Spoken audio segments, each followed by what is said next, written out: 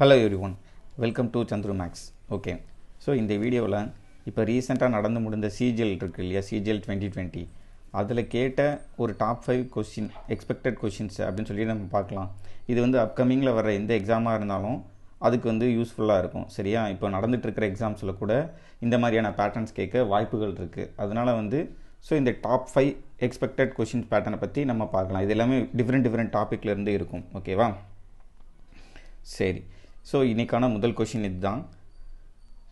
To do a certain work, A and B work on alternate days with B beginning the work on the first day. A alone can complete the same work in 24 days. If the work gets completed in 11 1/3 days, then B alone can complete 7/9 part of the original work in how many days? இதான் கேட்குறாங்க இல்லையா. இதில் முக்கியமான விஷயம் வந்து இந்த alternate days அப்படிங்கிற ஒரு விஷயந்தான். அதேமாதிரி பி பிகினிங் அப்படின்னு சொல்கிறாங்க. ஆல்டர்னேட் டேஸ்னால் என்ன அர்த்தம்? ஃபஸ்ட்டு வந்து ஏ ஒர்க் பண்ணுறான், இல்லைனா பி ஸ்டார்ட் பண்ணுறான். ஏதாவது ரெண்டு பேரில் யாராவது ஒருத்தங்க ஸ்டார்ட் பண்ணியிருப்பாங்க. இந்த கொஷினை பொறுத்த வரைக்கும் பி தான் வந்து ஸ்டார்ட் பண்ணுறான். இப்போ முதல் நாள் பி ஒர்க் பண்ணுறான்னா ரெண்டாவது நாள் ஏ ஒர்க் பண்ணுவான், மூணாவது நாள் பி ஒர்க் பண்ணுறான்னா அப்படியே போயிட்டே இருக்கும். சரி, இப்படி வந்து ரெண்டு பேரும் மாற்றி ஒர்க் பண்ணி 11 1/3 டேஸ் எடுத்துக்கிட்டாங்க. ஓகேவா, இதில் ஏ மட்டும் தனியாக அவருடைய வேலையை 24 டேஸில் முடிப்பார் அப்படின்னு வேறு சொல்லிட்டாங்க. சரி, இப்போ இதை எப்படி நம்ம ஸ்ப்ளிட் பண்ணலாம் அப்படின்னா, இப்போ மொத்தமாக வந்து எனக்கு 11 1/3 டேஸ் ஆகிருக்கு ரெண்டு பேரும் மாற்றி ஒர்க் பண்ணதில். இப்போ பி வந்து ஸ்டார்ட் பண்ணியிருப்பார், அப்போ பி வந்து ஃபஸ்ட்டு டே ஒர்க் பண்ணியிருப்பார், ஏ வந்து செகண்ட் டே ஒர்க் பண்ணியிருப்பார், திரும்ப பி வந்து தேர்ட் டே ஒர்க் பண்ணியிருப்பார், ஏ வந்து ஃபோர்த் டே ஒர்க் பண்ணியிருப்பார். இப்படியே போயிட்டு பி வந்து 11th டே ஒர்க் பண்ணியிருப்பார். ஏன்னா பி வந்து ஆட் நம்பர்லேயே வராரு இல்லையா. ஏ வந்து அப்போ ரிமைனிங் இருக்கிற 1/3 1/3 டேஸ், அதாவது 11 1/3 டேஸ்னால் என்ன அர்த்தம்? 11 டேஸ் ப்ளஸ் ஒரு 1/3 டேஸ். அந்த 1/3 டேஸ்னால் அந்த ஒரு நாள் ஃபுல்லாக ஒர்க் பண்ணல, கொஞ்ச நேரத்துலேயே அந்த டோட்டல் ஒர்க் கம்ப்ளீட் ஆகிருக்கும். ஓகேவா, அப்போ இதுலேருந்து நம்ம என்ன எடுத்துக்கலாம் அப்படின்னா, பி வந்து டோட்டலாக 6 டேஸ் ஒர்க் பண்ணியிருப்பார், ஏ வந்து டோட்டலாக 5 1/3 டேஸ் ஒர்க் பண்ணியிருப்பார். சரியா, இந்த இன்ஃபர்மேஷன் தெரிஞ்சதுன்னா இதை தான் தெரிஞ்சுக்கணும் ஆக்சுவலாக இந்த மாதிரி சம்ஸில். இப்போ ஏ வந்து 5 1/3 டேஸ் ஒர்க் பண்ணியிருக்காரு. ஏவால் ஒரு வேலையை 24 டேஸில் முடிக்க முடியும். அப்போ இந்த டோட்டல் ஒர்க்கில் ஏவோட பங்கு என்ன அப்படி சொல்லிட்டு நம்ம கண்டுபிடிக்கலாம். 24 நம்ம டினாமினேட்டரில் போடுவோம். ஏன்னா ஏ வந்து கம்ப்ளீட்டாக தனியாக ஒர்க் பண்ணால் 24 டேஸில் ஒர்க் பண்ணிடுவார் இல்லையா. ஸோ அந்த 24 டேஸில் அவர் ஒர்க் பண்ணது என்னென்னு பார்த்தா 5 1/3 டேஸ் தான். ஓகேவா, ஸோ 5 1/3 டேஸை நம்ம ஃப்ராக்ஷனை மாற்றி எழுதணும்னா 16/3. ஸோ 16/3 × 24ன்னு போட்டுக்கலாம். இப்போ என்னாகும், இது ரெண்டுத்தையும் நம்ம கேன்சல் பண்ணால் 2/3 வரும். அப்போனா 2/9. இப்போ ஏவோட பங்கு என்ன? 9 நாள் ரெண்டு பேரும் சேர்ந்து ஒர்க் பண்ணால் 9 நாளில் முடிச்சிருவாங்க அப்படின்னா அதில் 2 பங்கு வேலை வந்து ஏ பண்ணியிருக்காரு. அப்போ ரிமைனிங் இருக்கிற 7/9 பார்ட் ஆஃப் த ஒர்க்கை பி முடிக்கிறதுக்கு அவருக்கு 6 நாள் எடுத்திருப்பார். அவ்வளோதான், ஸ்ட்ரெயிட் ஃபார்வர்டாக இருக்குது கொஷின் ஆன்சர் வந்து ஸ்ட்ரெயிட் ஃபார்வர்டாக இருக்குது. ஸோ ரிமைனிங் இருக்கிற 7/9 பார்ட்டை யார்? பி தான் பண்ணியிருக்கணும். ஸோ அவர் 6 நாள் எடுத்துப்பார். ஓகே, ஸோ இந்த மாதிரி ஆல்டர்னேட்டிவ் வந்தால் நீங்கள் இந்த மாதிரி டேஸை ஸ்ப்ளிட் பண்ண கற்றுக்கோங்க.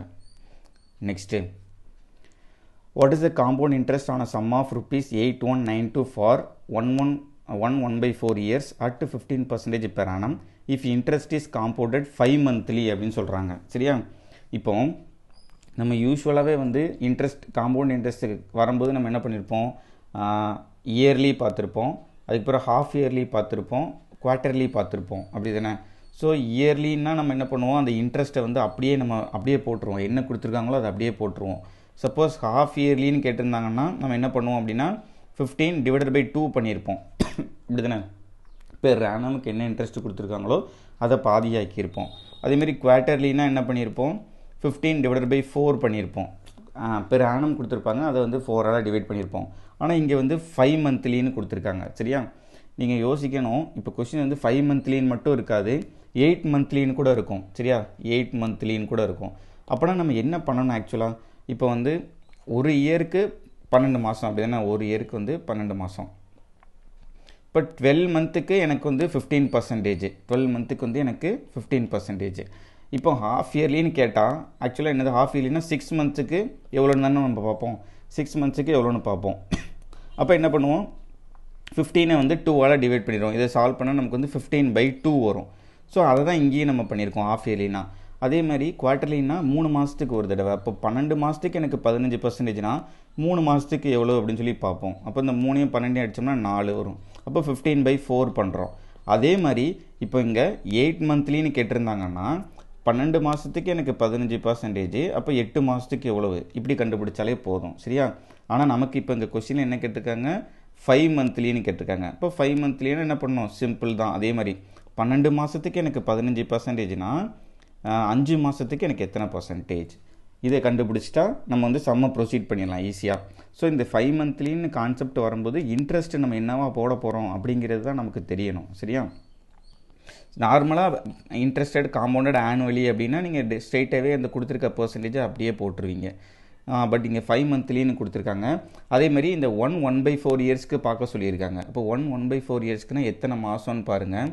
ஒரு இயருக்கு ஒரு 12 மந்த்ஸு, திருப்பி ஒரு 1/4 இயருக்கு ஒரு 3 மந்த்ஸு, மொத்தம் 15 மந்த்ஸுக்கு அவங்க பார்க்க சொல்கிறாங்க. அப்போ 15 மந்த்ஸுக்கு 5 மந்த்லியாக நம்ம பார்த்தோம் அப்படின்னா 5 5 5 ஓகேவா, 3 தடவை நம்ம பார்க்கணும். அப்போது இது சிம்பிள். என்ன விஷயம் அப்படின்னா நீங்கள் வந்து ரேட் ஆஃப் இன்ட்ரெஸ்ட்டை 5 மந்த்லிக்கு கன்வெர்ட் பண்ணிவிட்டு 3 இயர்ஸ்க்கு கண்டுபிடிக்கிற மாதிரி கண்டுபிடிச்சா போதும். அப்படி தான். ஓகேவா? இப்போ ஒரு வேளை இங்கே வந்து rate of interest per annum compounded இயர்லினே கொடுத்துருக்காங்கன்னு வச்சுக்கோங்களேன். இயர்லின்னு கொடுத்துருந்தா இங்கே 3 இயர்ஸ்க்குன்னு கொடுத்துருப்பாங்க. அப்போ நீங்கள் என்ன பண்ணுவீங்க, அந்த இன்ட்ரெஸ்ட்டை வந்து 3 இயர்ஸ்க்கு பார்ப்பீங்க, காம்பவுண்ட் இன்ட்ரெஸ்ட் கண்டுபிடிப்பீங்க. அதே மாதிரி இங்கே வந்து காம்பவுண்டட் 5 மந்த்லின்னு கொடுத்துட்டு 1/4 இயர்ஸ் கேட்டிருக்காங்க. ஸோ நம்ம என்ன பண்ணுவோம், 15 மந்த்ஸு 5 5ஆக பிரிச்சுக்கலாம். அப்போ 3 இயர்ஸ்க்கு கால்குலேட் பண்ணுறோம் அந்த மாதிரியே. ஓகேவா? ஃபஸ்ட்டு ரேட் ஆஃப் இன்ட்ரெஸ்ட் என்னன்னு சொல்லி கண்டுபிடிச்சிடலாம். இப்போ 12 மந்த்ஸுக்கு எனக்கு 15%னா 5 மந்த்ஸுக்கு எவ்வளவு? ஸோ இதை சால்வ் பண்ண என்ன வரும், இதை அடித்தோம்னா 4 5 வரும். ஸோ 25/4%, 25/4% இல்லையா? ஸோ 25/4% நம்ம ஃப்ராக்ஷனில் மாற்றினா நமக்கு என்ன கிடைக்கும், 1/16 கிடைக்கும். ஓகே, 25/4% ஃப்ராக்ஷனில் மாற்றினா 1/16. அப்போ ரேட் ஆஃப் இன்ட்ரெஸ்ட்டு, அதாவது நமக்கு காம்பவுண்ட் இன்ட்ரெஸ்ட்டு ஃபஸ்ட் இயருக்கு என்னவா இருக்குன்னு பார்த்தீங்கன்னா இப்போ 8192 இருக்குது. சரியா? இதை நான் 2 விதமாக சால்வ் பண்ணுறேன். 8192ல் நீங்கள் வந்து இன்ட்டு 1/16 பண்ணுங்கள். 1/16 பண்ணிங்கன்னா அதுதான் வந்து ஃபஸ்ட் இயருடைய இன்ட்ரெஸ்ட்டாக இருக்கும். சப்போஸ் இந்த 25/4%க்கு பதிலாக 10% இருந்தால் நீங்கள் என்ன பண்ணுவீங்க, இந்த 8192க்கு 10% கண்டுபிடிப்பீங்க. அப்படி தானே? 10% கண்டுபிடிச்சா என்ன பண்ணுவோம், 8192 இன்ட்டு 10/100 பண்ணுவோம். அதே தான் நான் இங்கே பண்ணுறேன். ஆனால் இங்கே என்ன 25/4 இருக்குது, அதை ஃப்ராக்ஷனில் மாற்றினா 1/16. ஓகேவா? 25/400 போட்டோம், அதை நம்ம கேன்சல் பண்ணால் 1/16 வரும். ஸோ இப்போ எனக்கு ஃபஸ்ட் இயர் இன்ட்ரெஸ்ட் வேணும்னா 8192 இன்ட்டு ஒரு 1/16. ஸோ இதை சால்வ் பண்ணால் எனக்கு என்ன வரும்னா 512 வரும். ஓகே, இது வந்து ஃபஸ்ட் இயர்.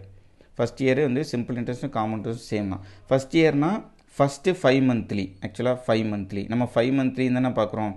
First 5 monthly. இப்போ செகண்ட் அதே மாதிரி பார்த்தோம் அப்படின்னா திருப்பி ஒரு 512 வரும். திருப்பி இந்த 512க்கு ஒரு 1/16 நம்ம பார்க்கணும். ஓகேவா? ஸோ 512 இன்ட்டு ஒரு 1/16 நம்ம பார்த்தோன்னா இது என்ன வரும், ஒரு 32 வரும்.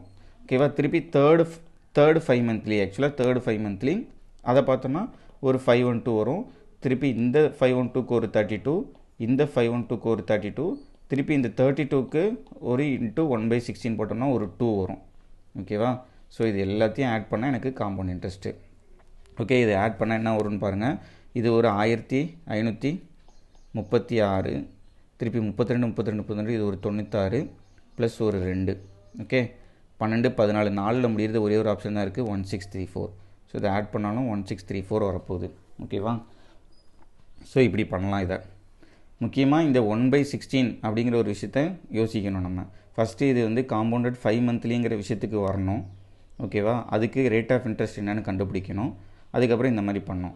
ஓகே, இது எனக்கு வந்து கொஞ்சம் கஷ்டமாக இருக்குது இந்த மாதிரி பண்ணுறது அப்படின்னா இன்னொரு மெத்தட் இருக்குது. அது என்னன்னு பார்த்தீங்கன்னா, இப்போ வந்து ரேட் ஆஃப் இன்ட்ரெஸ்ட் இப்போ 100 தான் வந்து பிரின்சிபல் அப்படின்னா இப்போ ரேட் ஆஃப் இன்ட்ரெஸ்ட் வந்து என்னது 25/4%ன்னு பார்த்தோம் 5 மந்த்லிக்கு. அப்போ என்ன பண்ணுவோம், 100 + 25/4ன்னு பண்ணுவோம் இல்லையா? ஸோ இதை சிம்பிளிஃபை பண்ணால் எனக்கு என்ன வரும்னா 400:425 வரும். ஸோ இதை சிம்பிளிஃபை பண்ணால் இன்னும் வந்து 16:17 வரும். இப்போது 16 வந்து பிரின்சிபல்னால் 17 வந்து அமௌண்ட்டு. சரியா? ஸோ ஃபஸ்ட்டு 5 மந்த்லிக்கு எனக்கு 16:17 இருக்கும். செகண்ட் 5 மந்த்லிக்கு இதை அப்படியே ஸ்கொயர் பண்ணணும். 256 is to 289 இருக்கும். தேர்ட் மந்த்லிக்கு திருப்பி இதை கியூப் பண்ணணும். 16 கியூப் பண்ணோம்னா என்ன வரும்? 4096. 17 கியூப் பண்ணோம்னா 289 into ஒரு 17. 7 9s are 63. 6. 8 7s are 52. 2 7s are 14. 20. So 191812. So 4913. So cube பண்ணால் 4913 வந்துடும். சரியா? இப்போ இது என்ன அப்படின்னு சொல்லி பார்த்தோம் அப்படின்னா, இதெல்லாம் இந்த சைடு இருக்கிறதெல்லாம் பிரின்சிபல், இந்த சைடு இருக்கிறதெல்லாம் அமௌண்ட்டு. சரியா? இப்போ நமக்கு வந்து 3 இயர்ஸ்க்கு தான் நம்ம பார்க்குறோம் இல்லையா? அதாவது 3 5 மந்த்லி. அப்போனா இந்த 4096 இருக்கு இல்லையா? இந்த 4096 தான் வந்து எனக்கு கொடுத்துருக்கிற பிரின்சிபல் 8192 அப்படின்னா இதோட டிஃப்ரென்ஸ் தான் வந்து காம்பவுண்ட் இன்ட்ரெஸ்ட்டு. இப்போ 4913 வந்து ஸ்ட்ரெயிட்டாகவே அமௌண்ட்டாக இருக்கும். ஸோ 4096 இது ஒரு 7 1 817. இப்போ 4096 தான் எனக்கு 8192னா 817ங்கிறது எவ்வளவு? சரியா? ஸோ இதை நம்ம அடித்தோம்னா 2 டைம்ஸ் போகும். 817 into 2 டைம்ஸ் போட்டோம்னா 1634. ஓகே, இப்படி கூட நீங்கள் பண்ணலாம். ஓகேவா? ரெண்டு விதமாக இந்த சம்மை நம்ம சால்வ் பண்ணலாம். ஸோ 5 மந்த்லியும் ஞாபகம் வச்சுக்கோங்க. 8 மந்த்லி கேட்டாங்கன்னா 8 மந்த்லியும் ஞாபகம் வச்சுக்கோங்க. ஓகேவா? 8 மந்த்லினா பெர் இயருக்கு என்ன கொடுத்துருக்காங்களோ அது வந்து 12 மந்த்ஸுக்குன்னா 8 மந்த்ஸுக்கு என்னென்னு கால்குலேட் பண்ணுங்கள். அவ்வளோதான். நெக்ஸ்ட்டு சிம்பிளிஃபிகேஷன் நல்லா பார்த்துக்கோங்க. போர்ட் மாஸ் ரூலை எஃபிஷியண்ட்டாக அப்ளை பண்ணுங்கள். ஸோ இது வந்து சிஜிஎல்ல கேட்ட ஒரு சிம்பிளிஃபிகேஷன் கொஷின். எப்படி பண்ணலான்னு பாருங்கள். ஓகே, ஃபஸ்ட்டு ஆஃப் இருக்கிறத நம்ம பண்ணணும் இல்லையா? போர்ட் மாஸ் ரூல் படி ப்ராக்கெட்டிங் எங்கேயுமே இல்லை. ஸோ அதுக்கு அடுத்து இருக்கிறது ஆஃப். ஸோ ஆஃபை தான் நம்ம ஃபஸ்ட்டு பண்ணணும். ஓகே, ஸோ இப்போ 18 ஆஃப் 3னா 18 into 3 ஆக்சுவலாக 18 into 3னா 54. அப்போ 3 divided by 54 into 6ன்னு இருக்குது. இப்போ இதுக்கடுத்து இதை தான் நம்ம பண்ணணும். 3 divided by 54னா 1/18 வரும் into 6. ஸோ இதை சால்வ் பண்ணால் 1/3 வரும். அப்போனா இந்த ஃபஸ்ட்டு டேர்ம் இது ஃபுல்லுத்தையும் சால்வ் பண்ணால் நமக்கு என்ன வருது? இது ஃபுல்லுத்தையும் சால்வ் பண்ணால் 1/3 வருது. சரி, இப்போ இங்கே வரலாம். இதை பார்த்தோம் அப்படின்னா 6/18 மைனஸ் 22 into 6/18 இருக்குது. அதுக்கடுத்து மைனஸ் 3 divided by 2 இருக்குது. டிவைட் பை 2 தான் ஃபஸ்ட்டு பண்ணணும். ப்ளஸ் 10. அடுத்து மைனஸ் 3. இதை பாருங்கள், இதை ஃபஸ்ட்டு பண்ணிக்கணும். 9 ஆஃப் 3னா 27.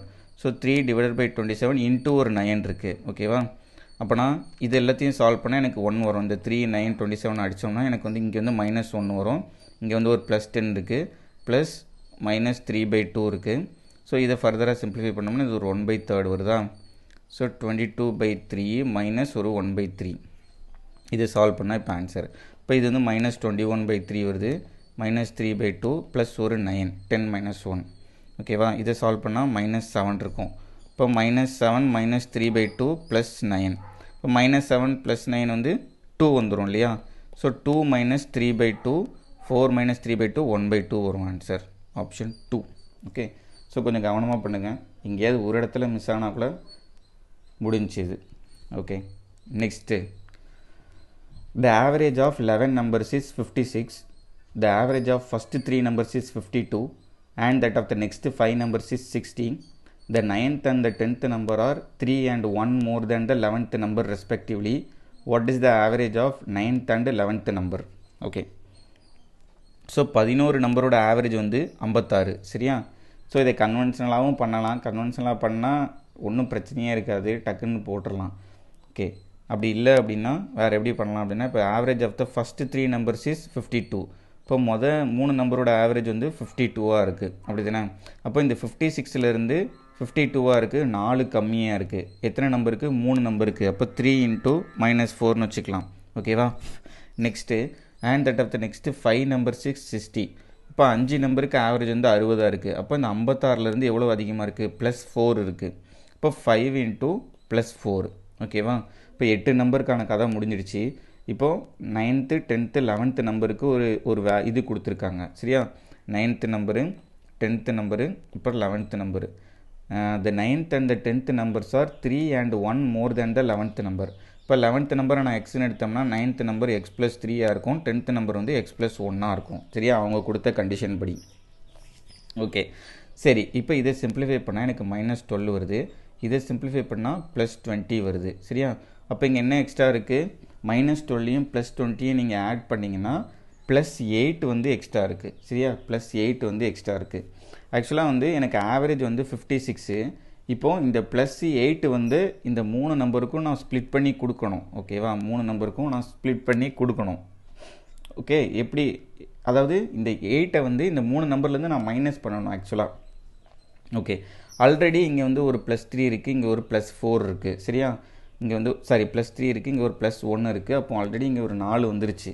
இந்த 8ல் 4 போயிடுச்சுன்னு வச்சுக்கோங்க. அப்போ ரிமைனிங் ஒரு 4 இருக்குது.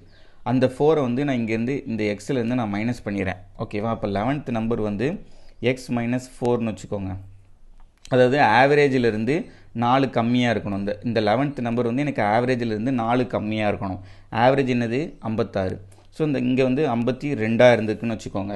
இப்போ 9th நம்பர் வந்து எனக்கு 55 இருந்திருக்கணும். 10th நம்பர் வந்து எனக்கு 53 இருந்திருக்கணும். ஓகேவா, இப்போ இங்கே பாருங்கள், இந்த ப்ளஸ் 8 நான் வந்து மேனேஜ் பண்ணணும். அப்போது இந்த 55 வந்து ஆவரேஜை விட எனக்கு வந்து -1 கம்மியாக இருக்குது. இந்த 53 வந்து -3 கம்மியாக இருக்குது. இந்த 52 வந்து -4 கம்மியாக இருக்குது. ஸோ இது எல்லாத்தையும் ஆட் பண்ணால் எனக்கு -8 வந்துடும். இங்கே ப்ளஸ் 8 இருக்குது. ஸோ ரெண்டும் ஆட் ஆகி எனக்கு நியூட்ரலைஸ் ஆயிரும். அப்போனா எனக்கு வந்து நான் எடுத்த நம்பர்ஸ் எல்லாமே கரெக்டு தான். அப்போ 9th நம்பர் என்னென்னு பார்த்தீங்கன்னா 55, 11th நம்பர் என்னென்னு பார்த்தீங்கன்னா 52. அவங்க கேட்குறது average of 9th and 11th number தானே. ஸோ இது ரெண்டுத்தையும் ஆட் பண்ணி 2ஆல் டிவைட் பண்ணிடுங்க. அவ்வளோதான். 107.2, 53.5 ஆவரேஜ். ஓகே, ஸோ ஆப்ஷன் 3 தான் கரெக்டான ஆன்சர். என்ன பண்ணியிருக்கோம், இந்த ஆவரேஜ் இருந்து மட்டுமே எடுத்திருக்கேன். அதாவது 11 நம்பர்ஸோட ஆவரேஜ் 56, 3 நம்பருக்கு ஆவரேஜ் 52ங்கும் போது 3 நம்பர் வந்து -4, இப்போ -12 வந்து கம்மியாக இருக்குது. அதேமாதிரி 5 நம்பருக்கு ஆவரேஜ் 60ங்கும் போது +20. எனக்கு மொத்தத்தில் இந்த -12 +20 இருக்குது. எனக்கு எக்ஸ்ட்ராவாக ஒரு 8 வருது. அந்த எக்ஸ்ட்ராவாக 8ம் வரக்கூடாது. ஸோ எனக்கு அப்போ இந்த அடிஷ்னலாக இருக்கிற அந்த 3 நம்பருக்கு அந்த 8 நான் வந்து அதுலேருந்து வெளியில் எடுக்கணும், பிரித்து எடுக்கணும். சரியா, அதுக்கு தான் வந்து இந்த எக்ஸ் வந்து 52ன்னு எடுத்தோம்னா 9th நம்பர் 55, 10th நம்பர் 53. ஏன் வந்து இந்த எக்ஸை 52 எடுக்கிறேன் அப்படின்னா, ஆல்ரெடி இங்கே ஒரு +3, இங்கே ஒரு +1 இருக்குது. ஸோ +4 இங்கே போயிடுச்சு. அந்த 8ல் 4 போயிடுச்சு. அப்போ ரிமைனிங் இருக்கிற 4 வந்து அந்த 11th நம்பர்லேருந்து நான் மைனஸ் பண்ணிட்டேன் அப்படின்னா எனக்கு எல்லாம் சாட்டிஸ்ஃபை ஆகுது. ஸோ இதை பாருங்கள், ஆவரேஜ்லேருந்து 1 கம்மியாக இருக்குது. இதை பாருங்கள், ஆவரேஜ் 3 கம்மியாக இருக்குது. இது ஆவரேஜ் 4 கம்மியாக இருக்குது. மொத்தமாக -8 வந்துருச்சு. ஓகேவா, அவ்வளோதான். இல்லை எனக்கு இதெல்லாம் குழப்புது, எனக்கு இது வேண்டாம் அப்படின்னா நீங்கள் தாராளமாக கன்வென்ஷனலே போகலாம். சம்டைம்ஸ் கன்வென்ஷனல் ரொம்ப பெஸ்ட்டாக இருக்கும். என்னது, 11 நம்பரோட ஆவரேஜ் வந்து 56. ஓகே, அதுக்கப்புறம் வந்து average of first 3 numbers is 53. அப்போ 3 × 52. அதுக்கப்புறம் ஆவரேஜ் ஆஃப் நெக்ஸ்ட்டு 5 நம்பர்ஸ் வந்து 60. 5 நம்பர்ஸோட ஆவரேஜ் வந்து 60. அப்புறம் 9th நம்பர் வந்து x+3னா 10th நம்பர் வந்து x+1, 11th நம்பர் வந்து எக்ஸு. அப்படி தானே, x+3, x+1, எக்ஸு. சரியா, அப்போ இந்த 11 × 56லேருந்து 3 × 52 பண்ணலாம். ப்ளஸ் 5 × 60 பண்ணோம் அப்படின்னா இதை சால்வ் பண்ணி கிடைக்கிற ஒரு வேல்யூ தான் இந்த சம் ஆஃப் தீஸ். அப்படி தானே, x+3 + x+1 + எக்ஸோட வேல்யூ வந்து அந்த சம்மு. ஸோ அதை வச்சு நீங்கள் எக்ஸ் கூட கண்டுபிடிச்சிக்கலாம். ஸோ இதை நீங்கள் ட்ரை பண்ணி பாருங்கள். ஓகேவா, எக்ஸ் அப்போவும் வந்து உங்களுக்கு 52 கிடைக்கும். ஓகே, நெக்ஸ்ட்டு இது கன்வீனியண்ட்டாக இருந்துச்சுன்னா இதே பண்ணுங்கள். ஓகேவா, இந்த விஷயத்துக்கு வந்து நிறைய ப்ராக்டிஸ் வேணும். அப்படின்னா தான் இது வந்து புரியும். Okay, next A train is to cover 370 km at a uniform speed. After running 100 km, the train could run at a speed of 5 km/h less. ஓகேவா, less than its usual normal speed due to some technical fault.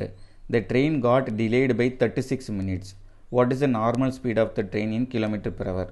So இதை வந்து ரொம்ப சிம்பிளாக ஒரே லைனில் பண்ணுறதா இருந்தால் speed வந்து எஸ்லேருந்து என்ன இருக்குது, s-5 இருக்குது இல்லையா, 5 km/h கம்மியாக போயிருக்கு. ஸோ ஸ்பீடு டிஃப்ரென்ஸ் எவ்வளவு இன்ட்டு 5, இந்த டிஃப்ரென்ஸ் வந்து 5 இன்ட்டு டைம் டிஃப்ரென்ஸ் எவ்வளவு 36 மினிட்ஸ். அதை வந்து ஹவரில் மாற்றணும். 36/60. இது ஈக்குவல் டு ஒரு டிஸ்டன்ஸ் போடணும். அந்த டிஸ்டன்ஸ் என்னன்னு பார்த்தீங்கன்னா, இங்கே வந்து டோட்டல் டிஸ்டன்ஸ் 370, அதில் ஆல்ரெடி 100 km ட்ராவல் பண்ணிட்டாங்க. அப்போ ரிமைனிங் இருக்கிற டிஸ்டன்ஸ் தான் இங்கே போடணும். ஓகேவா, இப்போ இதை போட்டு எஸ் கண்டுபிடிச்சிட்டா அதுதான் ஆன்சர். ஓகே, ஸோ இதை எப்படி சால்வ் பண்ணலாம் அப்படின்னு சொல்லி பார்த்தீங்கன்னா, s × s-5 இன்ட்டு ஒரு 3/5, இங்கே ஆல்ரெடி ஒரு 5 இருக்குது, இன்ட்டு ஒரு 270. ஸோ இந்த 3 × 270 அடித்தா 90 வருமா? அப்போனா s × s - 5 is equal to 90 × 25. Okay, இதையும் ஃபர்தராக என்ன பண்ணலாம்? இது கால்குலேட்லாம் பண்ண வேண்டாம். 90க்கு பதிலாக என்ன போட்டுக்கலாம்னா 45 × 2 போட்டுக்கலாம். இப்போ 45 × 2 × 25 50 இப்படியே போட்டுக்கலாம் இல்லையா? ஸோ நமக்கு டேரெக்டாக கிடைக்குது. இதை எப்படி எழுதிக்கலாம்? 50 × 45ன்னு எழுதிக்கலாம். இப்போ s × s - 5. அப்போ பாருங்கள், எஸ்ஸுக்கு பதிலாக 50, s - பதிலாக 45. ஸ்பீடு தானே கேட்குறாங்க. ஸோ 50 தான் வந்து ஆன்சர். ஓகே, இந்த இடத்துல இந்த 270 போடணும். இது ரொம்ப முக்கியமான விஷயம். ஆக்சுவலாக இது என்ன formula? s1 × s2 divide by speed difference into time difference equal to distance. இந்த ஃபார்முலா தான் நான் யூஸ் பண்ணியிருக்கேன். சரியா?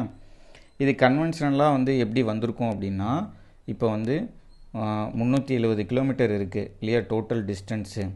100 கிலோமீட்டர் வந்ததுக்கப்புறம் எஸ் வந்து இதுக்கப்புறம் s - 5 கிலோமீட்டரில் போச்சுன்னா 36 மினிட்ஸ் டிலே ஆகுது அப்படின்னு சொல்கிறாங்க. அப்படி தானே? சப்போஸ் இந்த ஃபுல் டிஸ்டன்ஸுமே அது எஸ்ஸில் கடந்துருந்துச்சுன்னா கரெக்டான டைமுக்கு போயிருக்கோம் இல்லையா? கரெக்ட் டைமுக்கு போயிருக்கோம். 100 கிலோமீட்டருக்கு அப்புறம் ட்ராவல் ஒரு 5 கிலோமீட்டர் கம்மியாக போகிறதுனால தான் இந்த 36 மினிட்ஸ் டிலே ஆகுது. ஸோ இந்த 270 கிலோமீட்டரை இந்த ட்ரெயின் வந்து எஸ் கிலோமீட்டரில் போகிறதுக்கும் s - 5 கிலோமீட்டரில் போகிறதுக்கும் எடுத்துக்கிற டைம் டிஃப்ரென்ஸ் தான் இந்த 36 மினிட்ஸ். சரியா? இதுதான் வந்து கடைசி ஸ்டெப்பாக ஒரே ஸ்டெப்பாக நம்ம முடிக்கிறோம். இந்த இடத்துல இப்படி போட்டால் சீக்கிரம் நம்ம வந்து இந்த மாதிரி சம்ஸை நம்ம சால்வ் பண்ணலாம். ஓகே, ஸோ இதுதான் வந்து நம்ம பார்க்குற ஒரு top 5 expected question pattern. Upcoming exam இல்லை நடந்துகிட்டு இருக்கிற எக்ஸாம் எதுக்குனாலும் வந்து இது யூஸ் ஆகலாம். ஓகே, பார்க்கலாம். உங்களை நெக்ஸ்ட்டு வந்து வேறு ஒரு வீடியோவோட நான் உங்களை பார்க்குறேன். தேங்க்யூ.